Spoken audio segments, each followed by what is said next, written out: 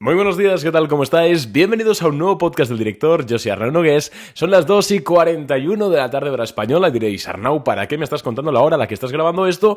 Bueno, pues para aquellos despistados, hoy a las 2:30 hora española, es decir, una horita antes de que el mercado abra, se publicaban los datos de IPC, es decir, de inflación al consumidor en Estados Unidos, tanto en su modalidad general como en su modalidad subyacente, podríamos decir. Y sí, acaban de salir los datos y como habrás podido leer en el título de este episodio, han sido peores de lo estimado. Es decir, la inflación ha sido más alta en diciembre, porque recordemos que aunque estamos en enero, estos datos son de diciembre, que lo que el consenso de analistas esperaba. Sin embargo, los mercados, si vemos los futuros ahora mismo, y lo voy a volver a revisar porque la última vez que lo he visto ha sido hace minutos, y bueno, ya sabemos que el mercado a veces varía y no querría decirlo yo mal, el mercado está cayendo, pero está cayendo un 0,01% el Nasdaq, un 0,04% el S&P, un 0,05% el Dow, está cayendo hasta el VIX un 1%, entonces no es lo que a priori podríamos esperar, ¿no? Si la inflación ha sido peor de lo esperada, bastante en este caso peor de lo esperada, concretamente entre 2 y 3 décimas según el dato que pillemos. ¿Por qué los mercados están planos, no están cayendo? Bueno, pues vamos a intentar responder a esta pregunta. Insisto, este podcast lo estoy grabando en premercado, o sea que luego si estás escuchando este episodio durante la sesión y dices, Arnau, pues han desplomado, o Arnau, han subido mucho. Bueno, que sepas que yo no lo sé ahora mismo, simplemente digo lo que hay, y es que los mercados, al menos ahora mismo, están planos en los futuros sobre los índices. Entonces vamos a comentar el dato lo primero y ya después empezamos a dar las opiniones de lo que sea. En primer lugar, ya sabéis, IPC, inflación, índice de precios al consumidor, es la inflación que más afecta, digamos, a la mayoría de la población, que es al consumidor.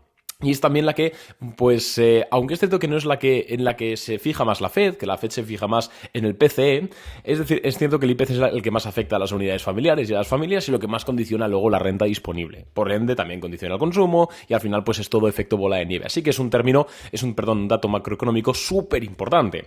¿Qué se esperaba? Se esperaba que el IPC, en general, es decir, teniendo en cuenta toda la cesta de la compra, se situase en el 3,2% en diciembre, frente al 3,1% que tuvimos en noviembre. Es decir, se esperaba un repunte de un 0,1% por ese repunte de los precios del petróleo, seguramente, que es lo que comentaban los analistas, que vimos hace, las últimas semanas.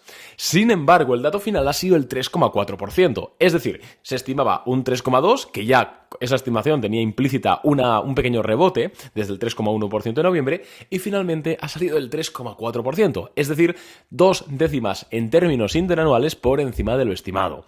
Sin embargo, si nos vamos al término mensual, de nuevo hemos visto que ha avanzado un 0,3% en diciembre, frente al 0,1% que avanzó en noviembre.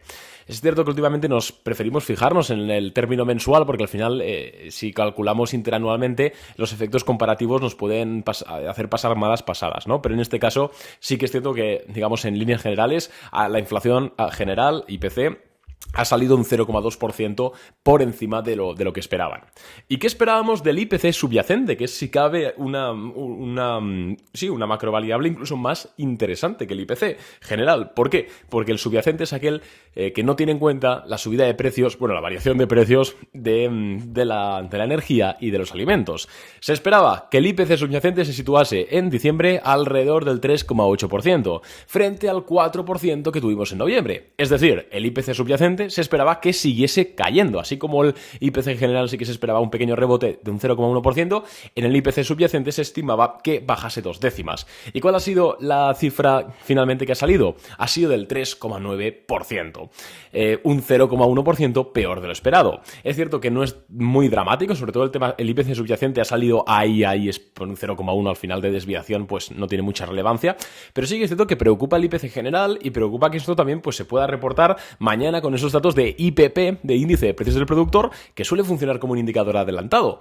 Entonces, claro, ¿cuál es el problema aquí? El problema es que estamos viendo, por un lado, la inflación repuntar. A ver, es cierto que solo es un mes, ha sido diciembre, venimos de un proceso de desinflación muy claros. Recordemos que hace 12 meses, es decir, el año pasado por ahora, la inflación estaba alrededor del 6, 7, 8%, ¿vale? Es importante tener en cuenta eso, y en 2022 llegamos a una inflación a doble dígito. Es decir, que sí que la hemos reducido muchísimo y que no estamos en un momento tan tenso como 2022 o como inicios de 2023. Pero sí que es cierto que, teniendo en cuenta que el mercado a finales de 2023 veíamos que descontaba primeras bajas de tipos de interés en marzo, oye, pues cuidado con eso, porque ya vimos a la Fed decir que ellos tenían una vaga idea de que iban a empezar a bajarlos a finales de 2024, pero que todo dependía de los datos entrantes. Y si los datos entrantes son 2 o 3 meses consecutivos, entre comillas, malos o por encima de los estimados, pues vamos, la Fed no baja los tipos de interés en marzo, vamos, ni de coña, para decirlo de forma clara.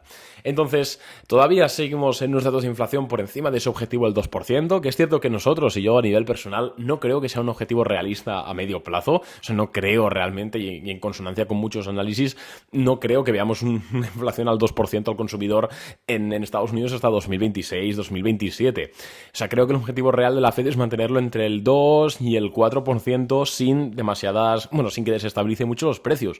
Pero claro, todo dirá. Entonces, esto es, digamos, el dato inflacionario que hemos visto y un dato peor del esperado. Entonces, es totalmente previsible que los mercados cayesen. Sin embargo, como hemos dicho a principios de sesión, y ahora mismo vuelvo a reiterar que estoy viendo los futuros en directo, que siguen planos, ¿vale? El índice que más cae es el Russell 2000, lógicamente, porque son small caps, son las que más exposición al apalancamiento y a la deuda tienen, por lo cual las que más les afecta que los tipos de interés estén altos durante más tiempo del expirado. Pero, sin embargo, el único índice en positivo es el Nasdaq ahora, lo cual también es bastante contraintuitivo, aunque bueno, está un más 0,05%, el S&P menos 0,04% y el Dow menos 0,07%. Entonces, ¿por qué están los mercados planos, amigos? ¿Por qué? Bueno, pues aunque particularmente no tengo una respuesta definitiva, porque al final el mercado es la interacción entre ofertantes y demandantes y pues a veces simplemente el mercado no tiene sentido, entre comillas, creo que el mercado ya descontó, sobre todo durante esa... Bueno, al menos, claro, es que si el mercado, luego igual, esto habrá que confirmarlo con lo que veremos en la sesión hoy, ¿no? Si en la sesión, por mucho que ahora mismo estén los futuros planos, cuando abra la sesión y entre el volumen de verdad, veremos hacia qué lado va. Lo más lógico sería que cayese, ¿eh? Pero en el caso de que el mercado no caiga, ¿cómo podríamos explicar esa posible no caída? Bueno, pues potencialmente de que la primera semana que tuvimos de 2024, que fue bastante negativa para este tipo de índices, pues ya estuvieron descontando bastante, ni de lejos, una baja de tipos de interés o comenzar a bajar los tipos de interés a finales de 2024, pero sí, pues no en marzo, pero en abril, mayo, para decirlo así.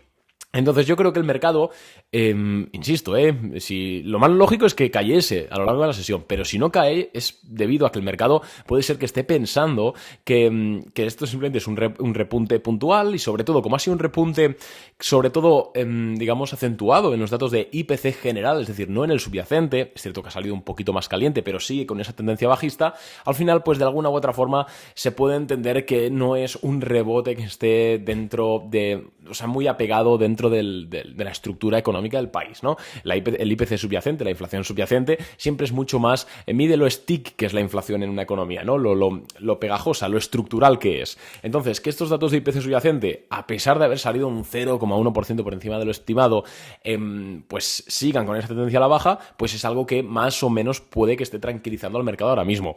Es la única razón que se me ocurre así a bote pronto, insisto, son las 2 y pico, o sea, hace minutos que han salido los índices, entonces, perdón, los datos de inflación, así que, por supuesto, a lo largo de esta tarde, mañana, etcétera, en redes sociales estaremos comentando lo que vaya haciendo el mercado, etcétera. Nosotros en Boring Capital, la verdad es que estamos bastante, no sé cómo está nuestra única posición, que la compramos el martes, pero ayer subió un 3%, así que súper bien.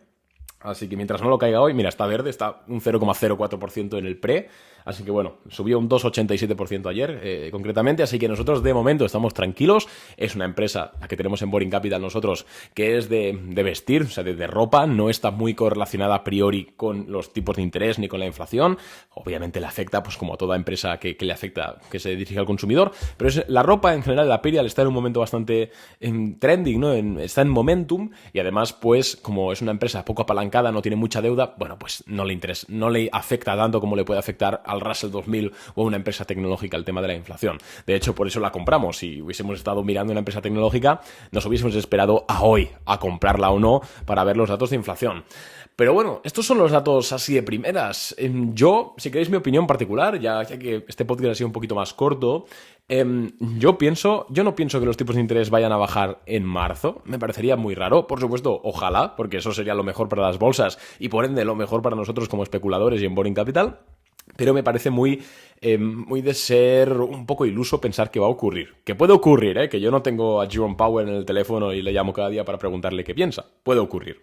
pero tampoco creo que los bajen a finales de 2024. O sea, yo tengo una opinión bastante similar a la que tiene Wells Fargo, que la publicaba esta madrugada, que la hemos compartido antes con los clientes de Boring Capital, que básicamente pienso que los tipos de interés van a empezar a bajar 25 puntos básicos en la primera bajada a mitades de año. Junio, julio, agosto. Bueno, agosto no hay reunión, así que junio, julio o incluso septiembre, ¿vale? Por ahí es cuando yo creo que van a empezar a bajar los tipos de interés en Estados Unidos durante este año. No creo que marzo, pero tampoco finales de año. Y luego, mi opinión y la de Boring Capital está bastante dentro de lo que piensa Wells Fargo, que Wells Fargo ha publicado una revisión de las estimaciones económicas y sobre el S&P 500 que tiene para este 2024 y ha dicho un punto muy importante con el que estoy de acuerdo, al menos de momento, con los datos que tenemos encima de la mesa. Por supuesto, las opiniones, yo no me caso con opiniones, sean mías o no sean mías, y pues todo dependerá de los datos entrantes, ¿no? Como dice la Fed. Pero a día de hoy, hombre, pues yo pienso que es bastante probable lo que dice Wells Fargo. ¿Y qué dice Wells Fargo, Arnau? Que te estás liando. Wells Fargo lo que ha dicho es que espera que en la Fed empiece a bajar tipos de interés a mitades de 2024, que los baje 25 puntos básicos al principio y que en total, en todo el año 2024, los baje aproximadamente entre 75 y 100 puntos básicos. Es decir, que los tipos de interés, si están ahora al 5,5%, a finales de 2024 estarían al 4,5%. Y además, Wells Fargo ha subido su price target, es decir, su objetivo sobre el S&P 500 de 4.600 puntos a 5.000. Esto ya soy un poco más escéptico porque yo no soy muy de dar puntos de el S&P 500 acabará en tal a final de año, porque creo que es una tontería y creo que no tiene mucho sentido, pero sí que estoy bastante de acuerdo con lo que hablan sobre la ruta de la política monetaria. Además, tenemos que tener en cuenta, amigos, que 2024 es año electoral en Estados Unidos.